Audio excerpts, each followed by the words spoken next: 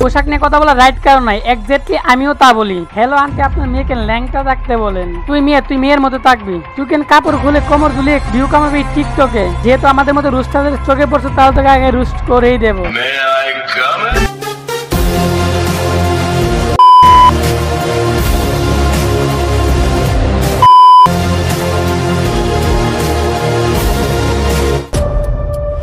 WhatsApp button this is শান। তো কেমন আছো তোমরা? আশা করি আল্লাহর মতো সবাই ভালো আছো। সো গাইস, আজকের এই ভিডিওটা শুরু করার আগে সবাইকে বলি প্লিজ সাবস্ক্রাইব করে দিন। আপনাদের সাপোর্ট ছাড়া কখনোই কোনো কিছু করা সম্ভব না। আজকে আমরা যার ব্যাপারে কথা বলবো সে একজন টিকটক চুট মারানি, যার নামে জান্নাত কিন্তু কামে হলো জাহান্নামী।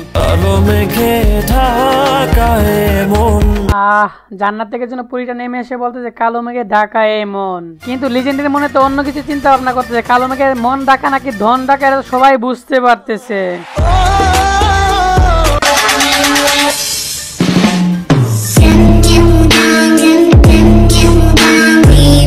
আমাদের এই জান্নাতে আবার প্রত্যেকটা ভিডিও দেখলে মনে হবে যে উনি পম্পমের উপর খুব সুন্দরভাবে মাস্ক পরতে পারে।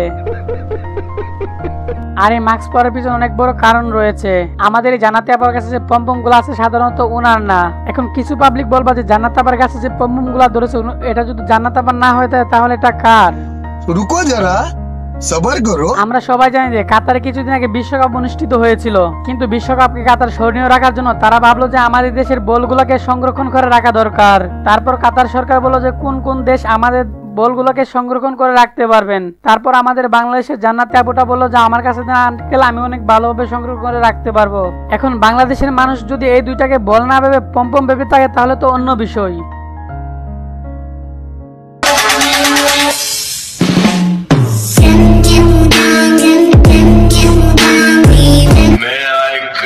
আমি তোমাকে ভালোবাসি কথাটা বলাটা অনেকটা সোজা, কিন্তু ভালোবাসার মানুষটাকে বুকে জড়িয়ে রাখাটা অনেকটা কঠিন।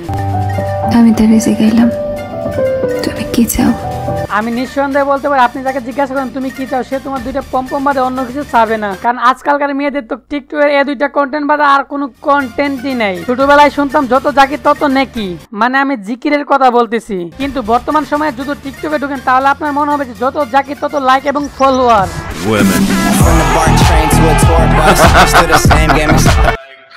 এখন যার যত বড় তার ফলোয়ার একটু বেশি হবে, কারণ সে তো জাকির একটু বেশি দেবে। আর এই জন্যই বলে আমার চ্যানেলে সাবস্ক্রাইবার বাড়ে না কেন। আচ্ছা ফালতু কথা বাদ দিয়ে কামের কাজে আসা যাক। চলুন জান্নাতে আপু কিছু জাহান্নামী ভিডিও দেখি। I love you.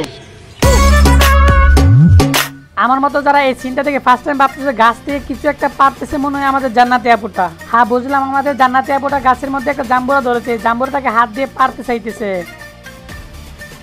কিন্তু এ কি ভাই, হাতে তো কিছুই নাই। রুকো যারা, সবার করো।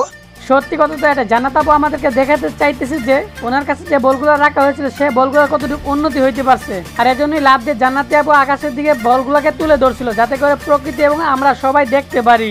আর যদি এমনটাই তোমার মনে হয়ে থাকে তাহলে তুমি অনেক উন্নতি করতে পারছো। আরেকটা কথা, বলগুলো আটকানোর জন্য যে নেটগুলো প্রয়োজন সেই নেটগুলো অনেক দামি ছিল।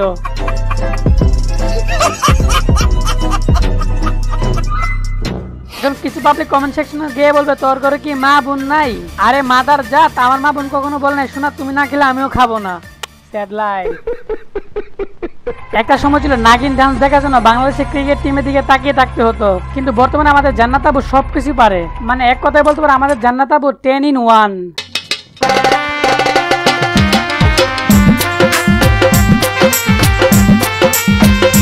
তো জান্নাতে এবার আজকের ভিডিওটা এই পর্যন্ত। নাগিন ডান্সের আরেকটা ভিডিও আসবে। Be ready guys, please subscribe,